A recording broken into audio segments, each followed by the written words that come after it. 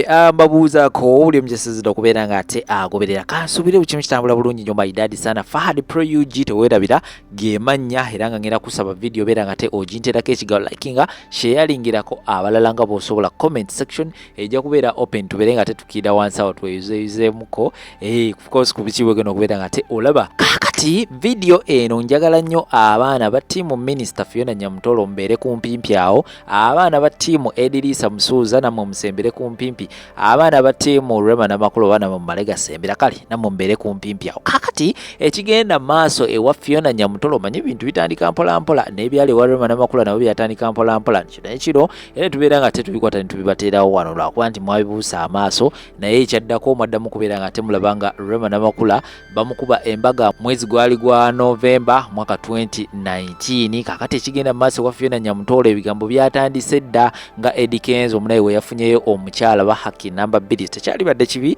kubanga Eddie Kenzo musajja muyisiraamu era nga eddiini emuweddembe okubeera nga temunaye afunayo omuntu we mulowooza ani nno gwe yafunye ebigambo biri mu kutambula eyo era nga bino biraga nga eyali oba yabadde Miss Uganda omukyala amanyikiddwa nga Hana eryokubiri erinnya limbuzaabuzamuko naye eyo omukyala mbuye yayingiridde amaka ga Fiona Nyamutoro mbu era mbu anytime from now amaziga gandiddamu ne gabeera nga ate gabeera side ezo si byange video njina ngenda kubeera nga tenje kuteerawo awo solo kubeera nga tenaye owulira embeera nga bwegenda maaso side ezeeyo naye nga kiba kituufu ku status ya minisita nga bwali waliwo video gye nalabako awo ng'agezaako kubeera nga temunaye asaavinga omwami we ng'afukamidde eno bwamugabira kajuyisi eno bwamufumbira akamere eno bwakola bwati ebyo byonna byonna omukyala wabanga yasomako ate nga ali mu kifo ng'ekyo ekya bwa minisita kiramba nga gw'okulira ebyokubeera nga temunaye mu omusimayo golodi munnaye omuntu oyo aba tayagala kubeera nga ate amanyi emirimu gyonna gyonna enje abagikwasa housemaid naye bambi kakazi katumunaye kavuddengayo ne kabeera nga munnaye omusajja kamukolako era ebyekitiibwa ne kabeera nga ate kabiteeka emabbali especially babanga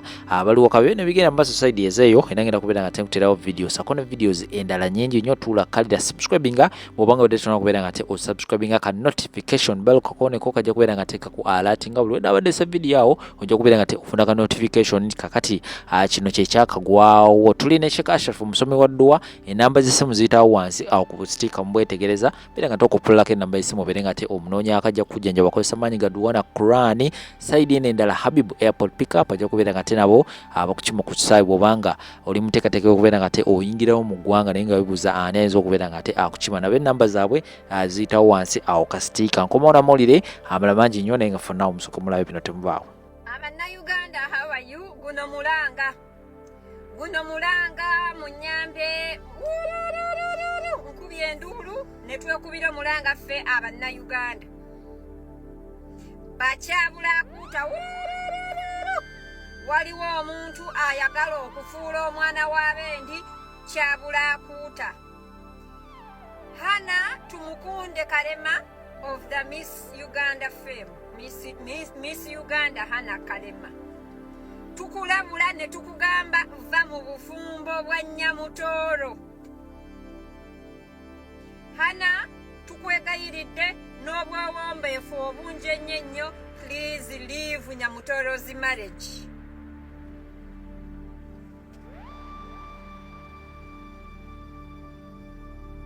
va mu bufumbo bwa Fiona oludda ne Kenzo senga Kenzo yali akwagala nnyo yandiwasizaamu gwe n'akyala ewammwe naye lindako newaba Nyamutoro yakyalayo obukyazi tanaba muwasa nange kankyuseemu kale bannange Fiona bw'anoba n'akyawagana ne Kenzo yakyala bukyazi tanaba muwasa kale ate anaanoba ati kale Fiona bw'anayawukana ne Kenzo Hana kirema gwe muba muteekako amaaso yuya bwapepeya naye buyo bwagenda mu nonivinga wadde amuteeka ku ttebe endala tamuta amukakasa mbumaawe mbuye gwasinga okwagala mbwoli mbuwa strategy Kalema tukwegayiridde tumukunde twakwesenjereza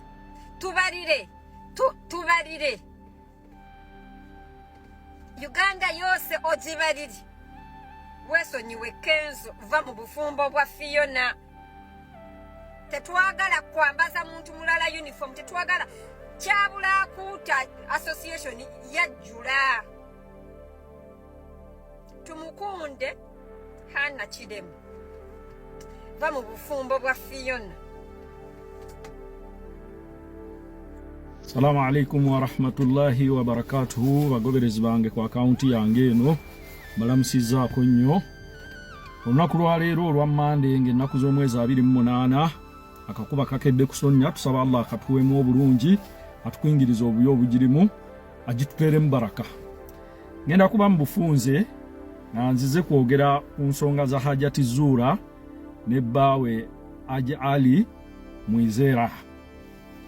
Ekisooka omugenzi basudde Hamani yayimba oluyimba n'agamba nti walikola ekintu ng'ogenderera okulumya gundi n'owunzika nga oyambye muyambe.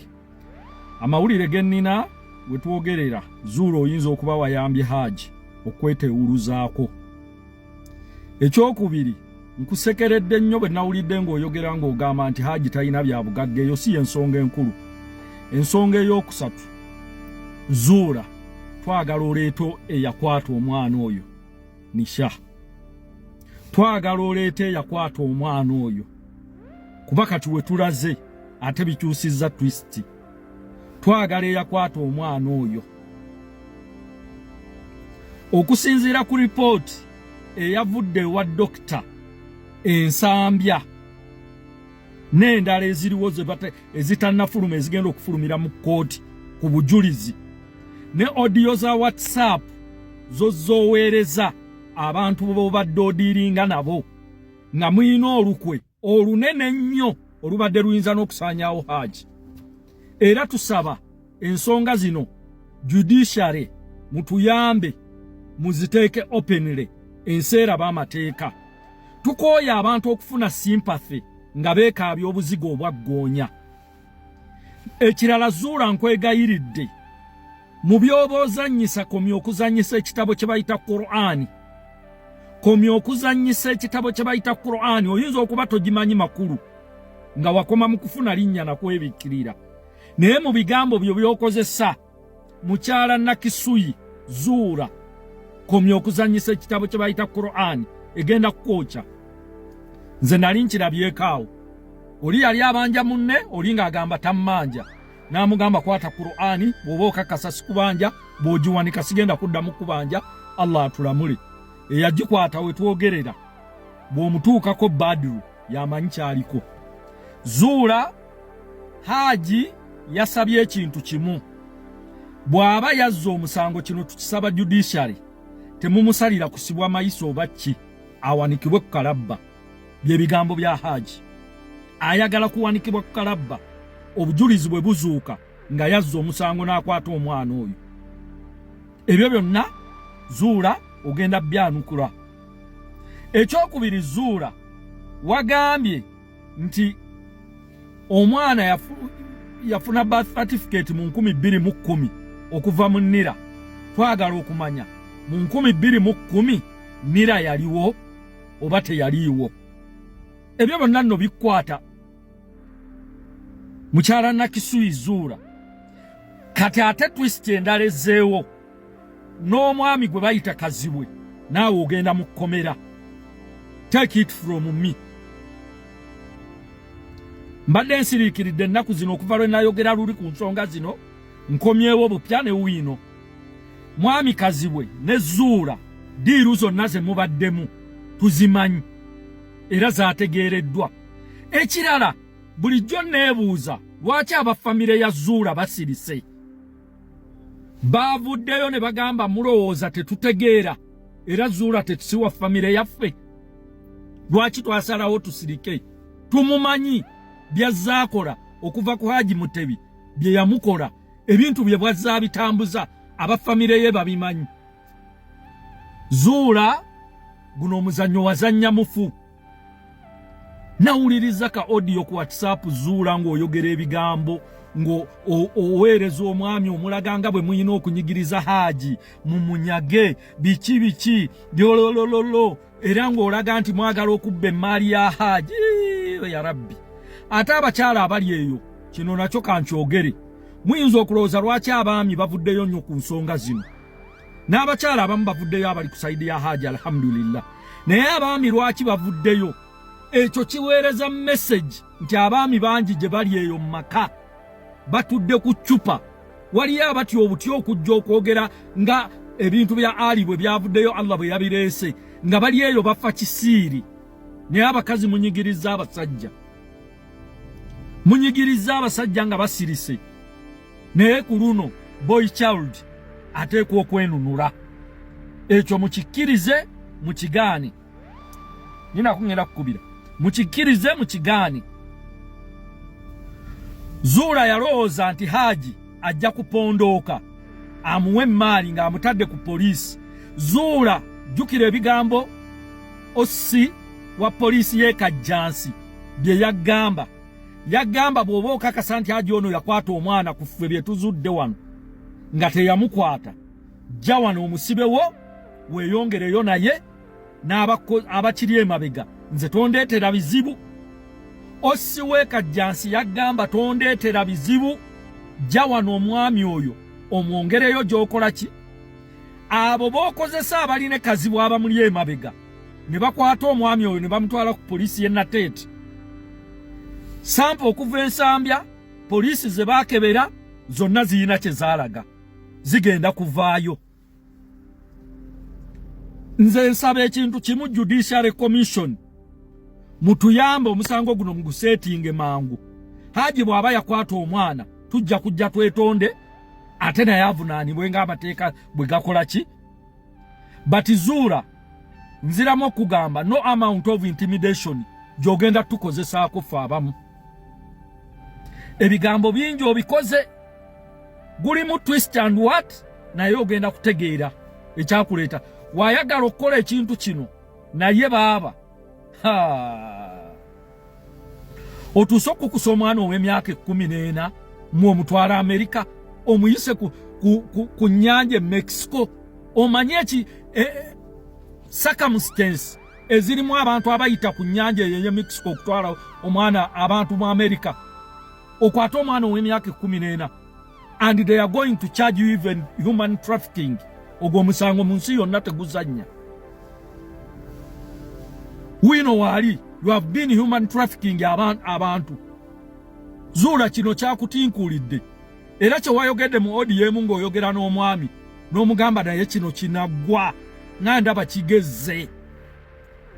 kingezzeeko. Zuula tewamanya bambi naye alhamdulillah Mungu aleeta ebintu ng'ayina ensonga. Zuula wetwogerera abawagizi be n'abali sayidi ye tugamba ekintu kimu omusango guwulirwe. Haji bw'aba yakwata omwana avunaanibwe ffe kye tusaba gubeere gwa mangu naye according to what I know and what I've got. Zuula oteeko bwe kitaaba entaanya nnyo ate kino nsaba security y'eggwanga lino naga amawulire tugayina.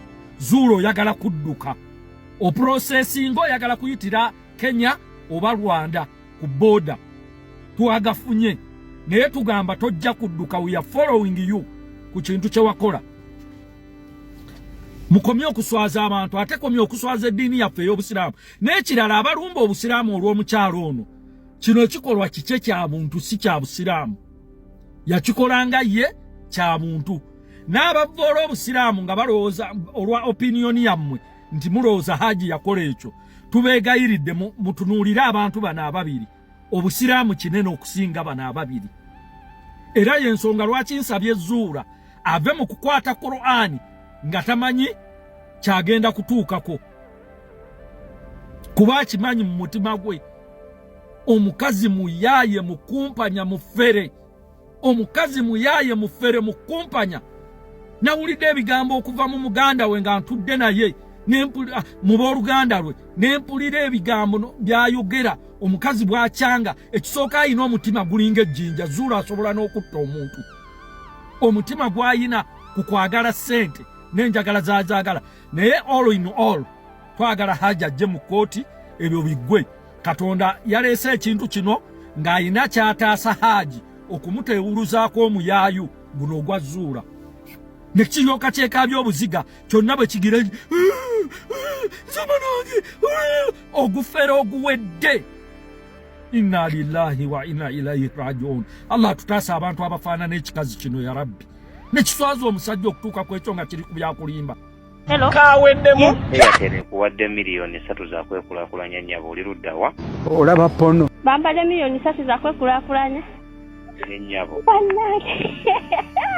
Nga neyanziza. Namusima engolonzi. Ama munnange nkusaba okkakkane mpaka ng'olabye ssente zo era okebere ku akawunti yo kaka ssente zizze. Ssente za bwerere za kwekulaakulanya oli luddawa? Bannange ndi wano Kansanga. Okola mirimu ki Kansanga? Hoteri. Layini eno eri mu mannyako oba bakuwandiisiza mpandiisi? Munnange eri mu mannya gange. Mukyalaani? Nze nakigudde Puulo. Tulaba wano Brose nakigudde weebale tuwagira. Nkusaba ofuneko ekifo ekikkakkamu owulirize customer care abalonze ennamba yo nnyabo. How are you? Era wendi. Ensonga si buli muntu nti twamuwadde, si buli muntu nti akwagaliza okubeera obulungi. Kampuni ffe tukulanga ku radio ne TV ku ssaawa 6 kitundu ez'olwaleero. Bukedde One Urban TV ne NBS kwoteka emikutu gya social media. Nga neyanziza. Wamu n'omukulu Patrick Omujuko, Brian Mulondo, omukyala Zahara Toto ne Auntie Teira. Olidde nnyabo. Kulimba ki? Gy'obadde okera ku makya okusaba Mukama Katonda okubeera obulungi, manya nti lunaku olwo naawe akujjukidde. Olaba pono. Nkusaba okkakkane maama kumaakuuma amasanyu go mpaka ng'olabye kyenkugamba. Si buli omuntu akwagaliza okubeera obulungi nnyabo. Nnyo kabazi. Iye. Call has been put on hold. Webale nnyo kutukubirako wano ku line yaffe ya Amaafa omulungi. Alo nnyabo. Kwanje. Okwaniriza ku Airtel customer service. Nange nsanyusa obbawuliza. Maama nkusaba oteeke wali amaloboozi ag'enjawulo tube nga tukuwulira bulungi nnyabo olw'ensonga tuwulira wooli waliwo ebiwaawaala. How are you? Wendi kati wenzizo tewaliiwo kuba wendi kale nvuddeko ku kkubo. Nnyabo oli kitundu ki? Kansanga. Okolayo mirimu ki? Olera mu hoteri. Nga bakukozesa gwe weekozesa nnyabo. Neekozesa. Nanga muntu yo girina ekakasa nti gwe abadde akozesa layini eno nnyabo? Ngiina. Anje? Ngiina. Namba y'essimu ogimanyi bulungi mu mutwe? Ngimanyi. Oli bize? Siri bize. Wendi mbawadde time ku kye muŋŋambye mpulira essanyu. Genda ku maaso n'okukyala. Kituwulira oyogera abalala boogera tosobola kufunako kifo kiri safe. Kale kanneeyongereyo okwo. Ndi wano nfunye.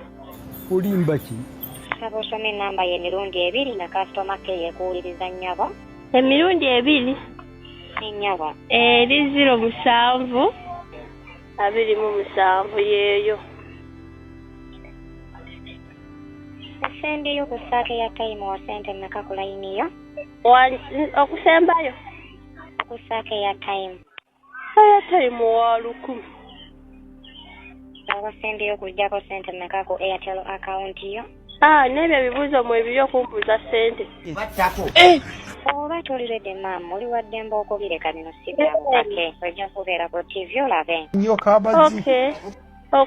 Okusooka nzizeeyo 28,000. Naasobola okussa ku ssimu yo airtime wa 15 agenda okuregistaringa layini yo mu nnamba ezaawangudde nnyabo. Osobola oteekako 15,500. Bakubuuza onaasobola okussa ku ssimu yo airtime wa 15 registaringa layini yo mu nnamba ezaawangudde. Nsobola oteekako. Bakuwa eddakiika mmeka ogende ku mobile money yo kumpi obasomere ennamba yo bakutereka airtime wa 15 nnyabo. Wayitawo eddakiika nga 15. Sitaani alina ekima. Okutuuka ku mobile money ekuli okumpi weetaaga eddakiika 15. Anti kati wendi waliko wala ate bano abawala okumpi tebannaggulawo. Genda ku mobile money ekuli okumpi maama gwe omukyala ali mu kibuga Kampala toyinza kuŋŋamba nti mukwano obudde buno mobile money tezinnaggulwawo. Wabadde wawa. Genda ku agent yena kuli okumpi tuuka omubuuzeeko musomere ennamba ya airtime wa 15. Genda ku maaso n'okukyala. Kale kangendewo tambula nga kwetuli totujjako tukwata amaloboozi go kampuni kweri ekulikodinga nnyabo Yo kabazi. kampuni kweri endikodinga nnyabo muliko n'abalala abakola omwo munda mu saavisi nnyabo mpa ku mulala njogereko naye pensa namba 2 wangi nge pensa namba 2 bakuwe manager omulala nyiga pesa namba 2 ndimaze tonna bakulinyiga limba wangi kulu ku simu yange kuliko sente nyizo dinyiga ne zigenda wangi Sitani alina ekima. wangi bulungi wasuze otya mukwano kyebagamba kyansi yo tojagala tugende ku muntu omalu nabeera ku TV okakase njagala naye anti muŋambye nyige mu 2 ulira amanyuma g'embwa oba tonyiga kintu kyonna bino si byabukagamba kuniga tonyiga olw'ensonga munanda abantu abasinga mulowooza kampuni tuba tubakubiri mangu oyogera wabula mbizimwe mwagala okubba abantu oyasa mulinga mwegikulinga enfuliza mukazi wo koma nnyoko koma nnyoko mukapitole Olaba pono. how are you koma nnyoko mukapitoleta mugende mubbe gwe mulaba omulala komaaniina yako obufuli bw'otanana bagenda obukuba engalo okumannyoko kiringa enfuliza nnyina Katonda abalungi abatuwuliriza era abatulaba olunaku olwaleero tukyaddeko ewa Sheikh Asiraf Dembe. Sebo nsanyusa okubalaba amannya agange Seeka Asiraf Dembe akola ku bizibu by'enjawulo omuntu singa aba alina ebirwadde musomereddwa tumuwa amazzi ga lukuya nga bw'obadde ogalaba tugenda abantu ku kyoto ne twokya emizimu emibi egibabaamu n'okulomba edduwa abantu singa abeera ng'ali wano atuuse sobola okumulombera edduwa ne waba atatuuse nga mpadde amannya ge naye ng'ali wala neetaase enamba yange yeeno eri 0707763711 nammwe bannyinaffe abali ebweru oyagala okuba nti oyagala okulombera ku dduwa ng'olina ebizibu viza zibuze amaka gakolongotana sente zikola zimpita mu ngalo ojja kumpeereza ekifaananyi kyo n'amannya go ebyo byokka bijja kummala nja kukulombera edduwa ojja kutereera olunaku olusembayo mu mwezi mba n'edduwa eyawamu ffenna n'abalwadde bange abakadde n'abapya salaamu alaikum warahmatullahi wabarakatu